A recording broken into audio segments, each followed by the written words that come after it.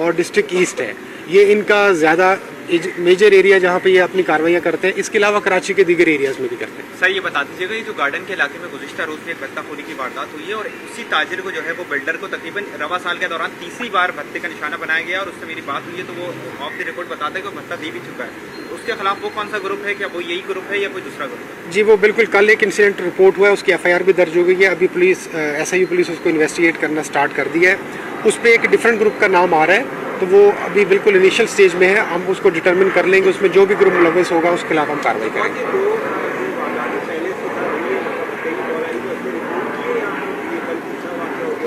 नहीं, उन्होंने कल रिपोर्ट किया पुलिस को। पुलिस के पास इंफॉर्मेशन जो लोकल पुलिस हमने चेक किया है वो उन्होंने कल वहाँ रिपोर्ट किया है और उनका कल मुकदमा भी दर्ज हो गया है। अभी फर्दर उसकी इन्वेस्टिगेशन स्टार्ट हो गई है। एक बता दीजिएगा कि ये जो कल जो कार्रवाई हुई है इसमें क्या सरबत एजाज कादरी का कोई किरदार था या उनके किसी अहम रहनुमा का कोई किरदार है? अब तक नहीं, देखिए उनका कोई किरदार ऐसा हमारे पास सामने नहीं आया है।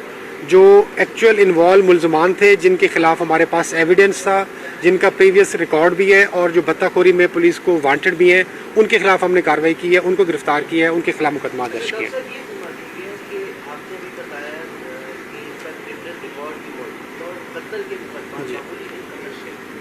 तो पहली बात और दूसरी बात ये बताइएगा कि कत्ल के मुकदमात में तो ये पहले गिरफ्तार ना होना पुलिस की नाकामी या आपकी कामयाबी है इन्वेस्टिगेशन में?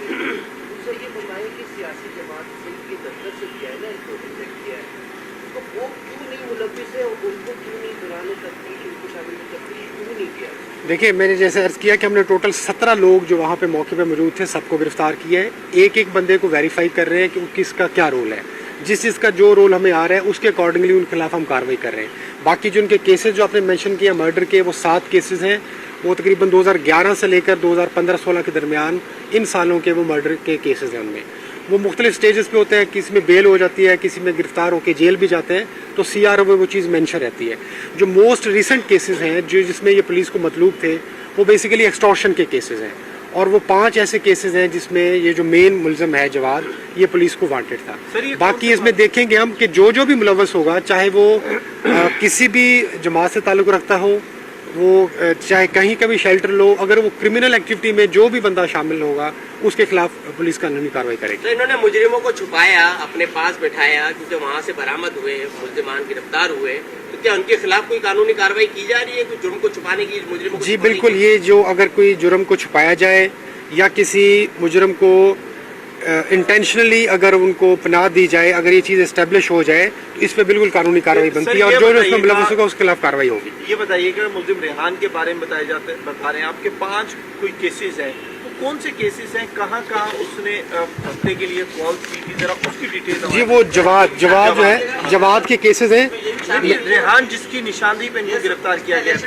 हाँ, जो रेहानुद्दीन है, जी रेहानुद्दीन इससे पहले 2018 से लेकर 2022 तक 4 साल वो भत्ता के केस में जेल में रहे और 2024 में इन्होंने इंडिपेंडेंट इलेक्शन भी लड़ा डिस्ट्रिक्ट ईस्ट से MNA का। डॉक्टर साहब, ये रवा साल की अगर हवाले से बात करते हैं, 2 माह नवंबर और दिसंबर में इतनी तेजी कैसे आ गई? मतलब आप बता रहे हैं पूरे साल इतने केसेस हुए, अब जो है वो शोरूम में भी फायरिंग हो गई है, कल भी एक वाक़या हुआ, ऐसा क्या हो गया? जी एग्जैक्टली, ये वाला जो ग्रुप है this was the top leading group. Overall अगर 5-6 ग्रुप्स हैं तो जो सबसे ज़्यादा केसेस हैं जो वाक़यात हैं उसमें यही वाला ग्रुप मुलव्वस था और उसमें ये जो मेन मुलज़म हमने गिरफ्तार किए हैं ये बेसिकली ओवरऑल एक नेटवर्क को लीड कर रहे थे।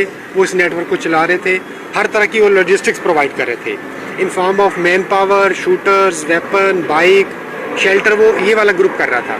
इस ग्रुप के गिरफ्त में आने के बाद आई होप कि इंशाल्लाह इसमें काफ़ी बेहतरी आ जाएगी। ठीक है, थैंक यू सर।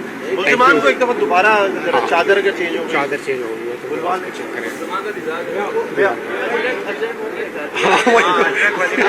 हाँ,